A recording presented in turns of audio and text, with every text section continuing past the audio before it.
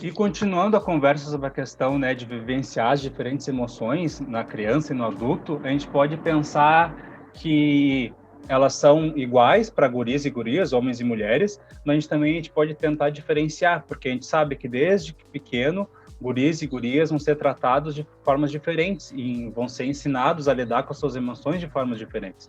A gente estava conversando antes sobre a questão de que muitas vezes o adulto instrui a criança a revidar, né, um ato de violência com violência. Mas a gente sabe que muitas vezes isso só acontece com os guris. Então, o guri, e infelizmente isso é comum, né, histórias de, se tu apanhar na rua, tu vai chegar em casa e tu vai apanhar uma segunda vez. Então, imaginem a violência que a gente está fazendo com essa criança, com esse adolescente, e o que a gente está ensinando para ele? Que violência física se resolve com violência física, mas, né, e daí o outro que recebeu a tua violência primeiro vai revidar também, e quando que isso vai terminar?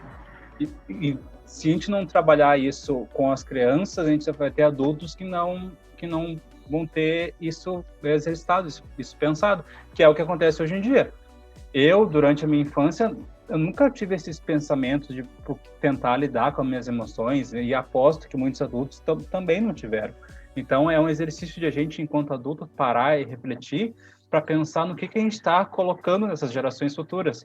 E entendendo que guris e gurias, infelizmente, a gente vai tratar de formas diferentes, mas por que isso acontece? Por que a gente vai exercitar e vai incitar que o guri seja violento, que ele não trabalhe as suas emoções, enquanto a guria a gente vai dizer que ela tem que sofrer, ela tem que ser carinhosa. Isso tudo é questão cultural e a gente tem que estar atento a isso. E agora eu lembrei de um caso que viralizou há um tempo atrás, já deve fazer uns 2 anos ou mais, de uma criança, um menino, que brigou na escola com a colega e acabou, eu não lembro direito se ele puxou o cabelo dela, alguma coisa nesse sentido. Então, a mãe comprou flores, entregou para o filho, disse para ele chegar na escola e dar para essa colega. E foi uma coisa que viralizou como uma coisa positiva. É assim que se educa um homem, não sei o quê. Mas o que a gente está dizendo para a colega dele? Tudo bem ele ter puxado teu cabelo, tudo bem ele ter feito isso porque ele te trouxe flores, então está tudo perdoado.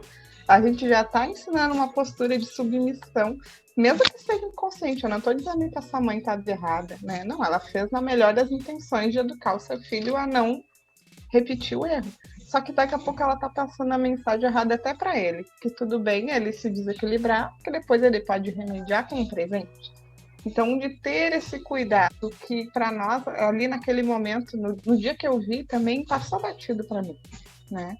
Tudo bem, mas aí depois refletiu, não, isso é justamente o que a gente vê todos os dias na nossa sociedade.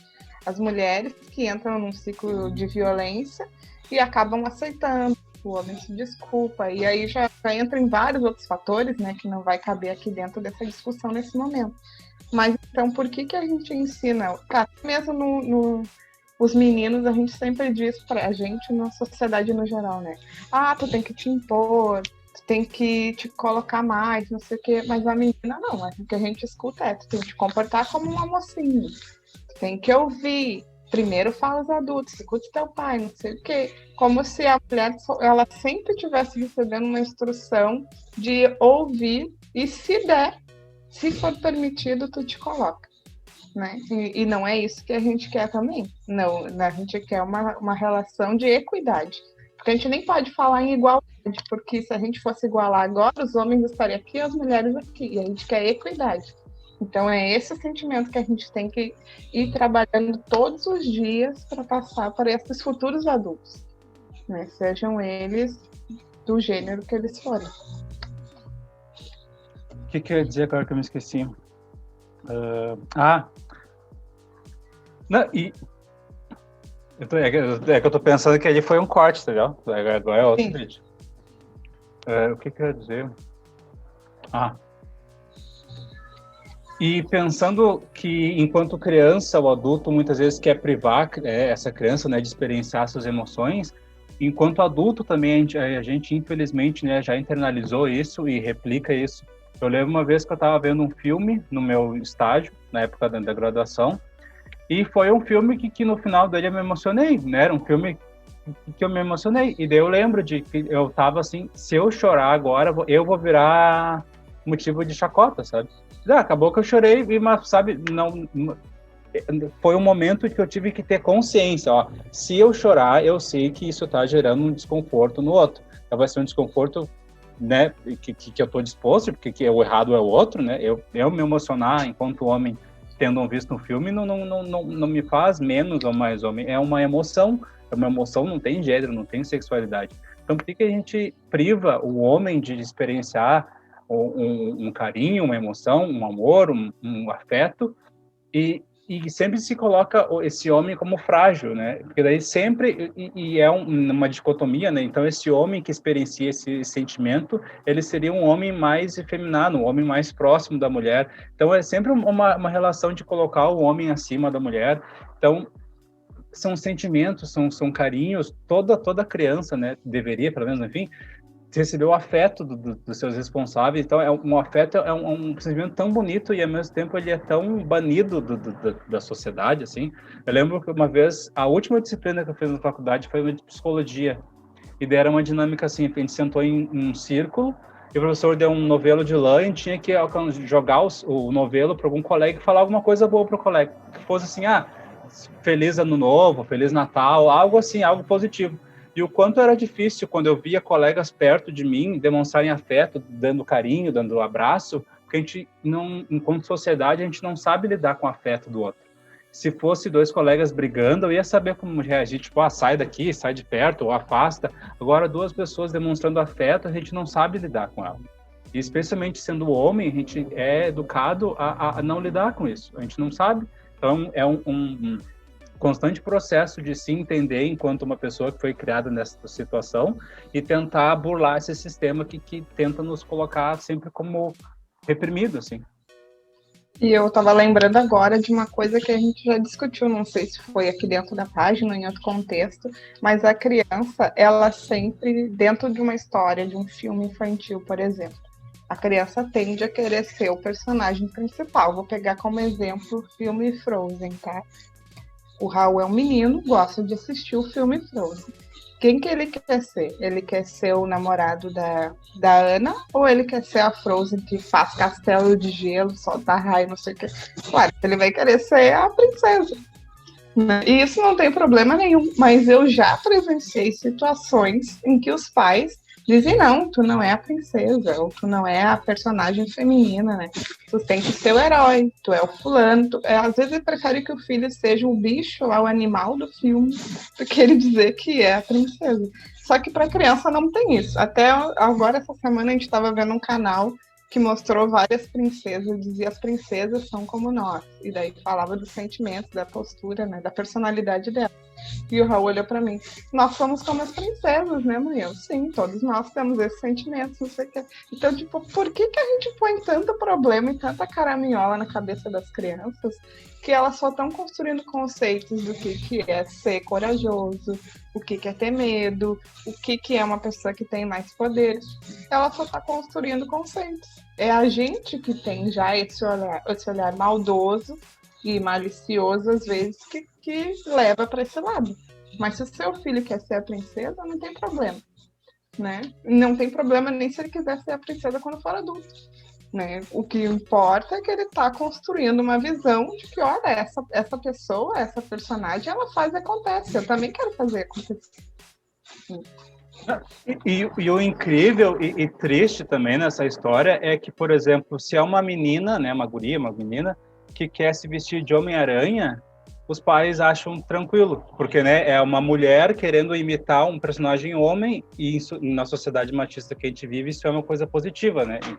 Agora, o contrário, o menino querer ser a Elsa do Frozen, que é a do gelo, que faz castelo de gelo, o adulto vai lá e reprime, porque o adulto, no alto do seu, né, o homem, a criança, o guri, no alto do seu privilégio, como é que ele vai querer ser o personagem feminino, que, né, na sociedade ia ser entendido como inferior? Então, se o adulto não parar e olhar para si, para as coisas que ele está só colocando para fora sem pensar, que geração futura vai ser essa, sabe? De que os casos de agressão agora, né, doméstica durante a pandemia aumentaram horrores. Sabe por quê? São casais héteros, tem um homem e a mulher que nunca pararam para pensar sobre a sua relação e agora estão sendo forçados a ficar em casa. Então, sabe, se a gente começar a ver de onde se constrói essas relações, tá na infância. E, né, e aí tá. É o adulto ter essa consciência e parar esse ciclo. Tá, ok, se eu tive essa criação enquanto criança, de reprimir meus sentimentos enquanto guri, e eu não tô falando culpando meu pai e minha mãe, é uma questão social, né? Então, qual é o meu papel agora? Eu vou tentar, então, burlar esse sistema e mudar isso, tá? Se eu um dia chorar e alguém rir disso, gente, eu tô chorando, e se isso vai ter que ser uma questão, então que seja uma questão. É o adulto se impor também para tentar mudar essa realidade. Né? Eu não sou a pessoa desconstruidona, é difícil para todo mundo, e tem momentos que a gente erra, e tem momentos que a gente acerta. Então, isso que a gente está falando aqui também não é para agora a mãe ou o pai dizer, meu Deus, o meu filho vai ser terrível, eu não deixo ele ser a princesa, porque isso também é uma desconstrução nossa. É óbvio que vai ter momentos que talvez, daqui a pouco o Raul vai querer lá ser a princesa no meio de um monte de gente e eu posso me sentir incomodada. Não aconteceu, mas pode ser que aconteça. Porque a gente não sabe como vai reagir num momento, assim como no momento que o teu filho se joga no chão, no meio do supermercado, tu não sabe como reagir. Tu não vai pegar ele, meu amor, vem aqui, tu quer pegar a criança, sai correndo do mercado, se esconder. Então, tipo, tudo são construções. E não é todo dia que eu acerto, e nem o Bernardo, tem vários dias que a gente erra, acho que a maioria dos dias a gente erra. Mas o importante é a gente saber e se dar conta disso. Porque eu sempre carrego para mim uma mensagem que é a seguinte, uma coisa é tu não saber que tá errado. Tá fazendo uma coisa, mas tu não sabe. Agora, a partir do momento que eu sei que é errado, e eu não tomo nenhuma medida para mudar ou para melhorar, então eu escolhi errar. Então essa é a nossa escolha. Ou a gente não sabe e vai aprender ainda, alguém vai chegar para nós, ou a vida vai nos mostrar, ou a gente está escolhendo não mudar nunca. Se eu sei que não é bom fazer isso com o meu filho e eu escolho fazer e insisto em fazer, então estou errando porque eu quero errar. Então é só isso que é importante a gente ter em mente. Ninguém aqui agora é o guru da educação e vai criar seres humanos incríveis. A gente não sabe, até porque também não depende, a gente não educa as crianças sozinhos, né? O mundo educa nossos filhos e nossas crianças no geral que vão na escola, enfim. Então, não se culpe, assim como a gente não se culpa. Claro, vai ter um momento que a gente vai se culpar, mas é de sempre refletir, levar isso adiante e tentar sempre progredir. Não escolher o erro, escolher acertar.